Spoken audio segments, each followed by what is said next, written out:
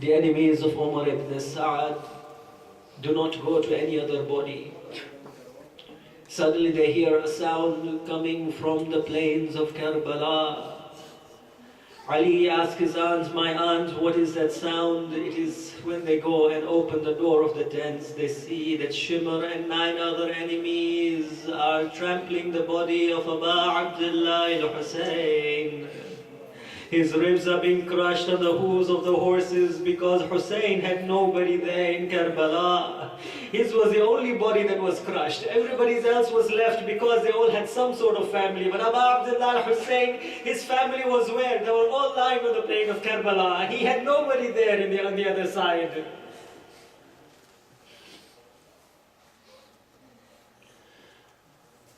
Sham-e Ghariba. The evening of the destitute, it is says that when they are leaving for Kufa, before they leave for Kufa, Bibi Zainab is in the tents and all of a sudden she hears the hooves of a horse coming towards her. She comes out and she sees that there's a lady approaching her. "My lady, what do you want? There's nothing I can offer you. Everybody has left me, so please leave us alone as well." The lady approaches her and says, "My lady Zainab, all I have brought for you is some food and some water. Because I know you have been thirsty for 3 days and you haven't had a drink of water." "Who are you?" "I am the wife of Hur." Lady Zainab says, "Oh, my lady, accept my condolences on the sad demise of your husband Hur." She replies that, "No, the condolences don't come towards me. They come towards you because I only lost one person. Meanwhile, you lost 18 members of your family. How can I ever offer you my salutations, O Zainab?"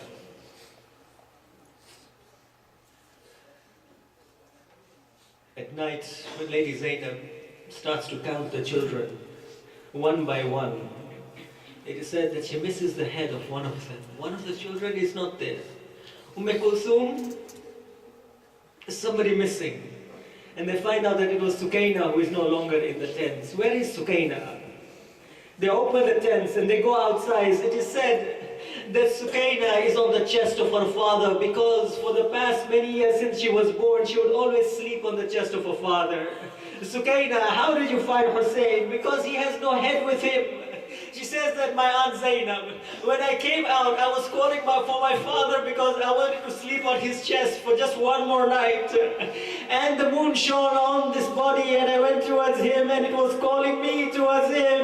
Ya Sukaina, I am over here, I am over here."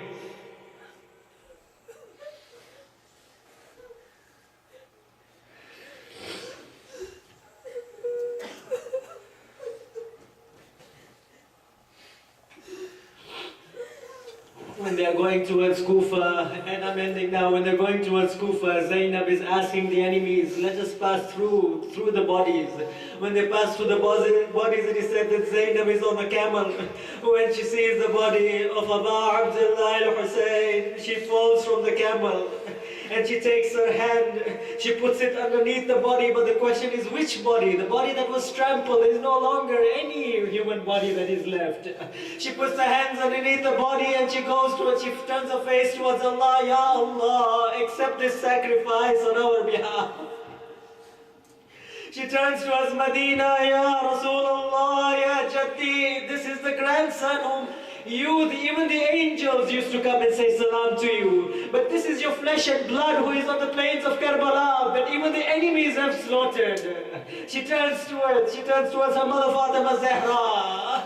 "Oh my mother, come and see what is happening in Karbala. Look at your son Hussein. Come and look at your daughters and the way they are treating us. They would never have treated us if you were alive."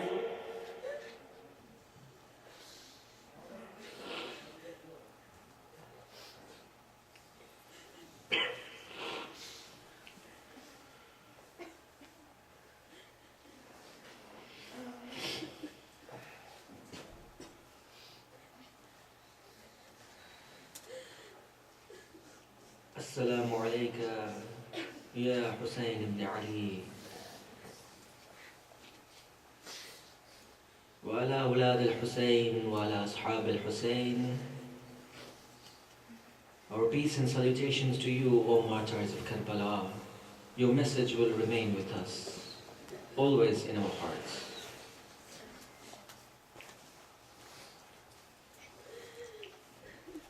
Surah Al-Fatiha مع السلامة.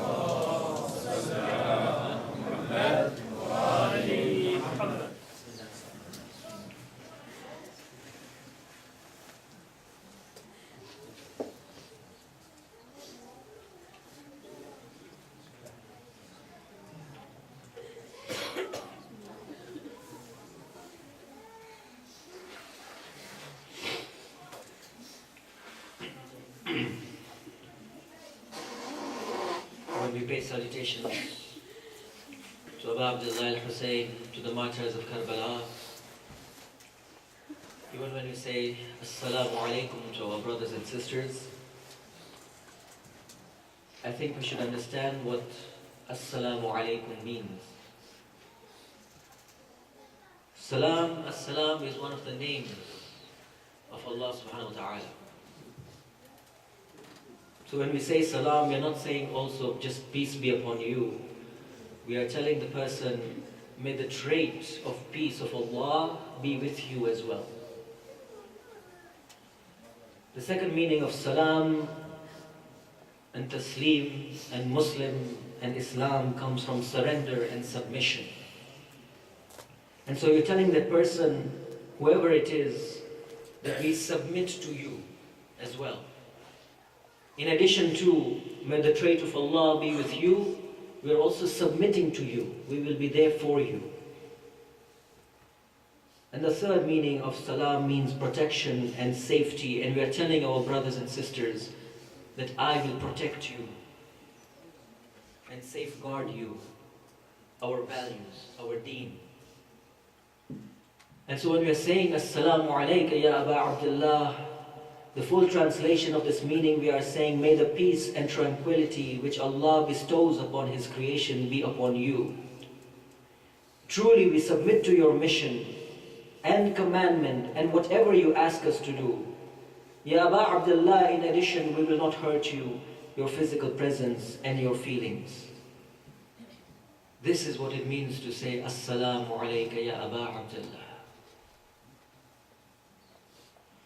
Wassalamu alaikum wa rahmatullahi wa barakatuh.